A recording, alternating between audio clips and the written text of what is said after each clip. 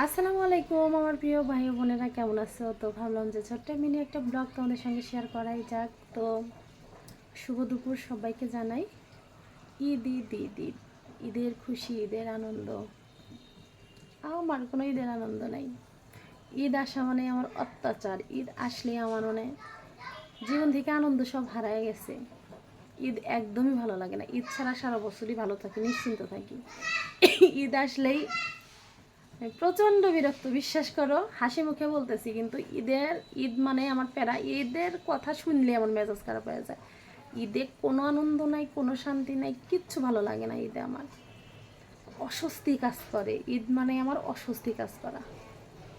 কেন যে ঈদ আসে, বছরে দুইটা ঈদ আসা মানেই ঝড়। দূর, ভাল লাগে না।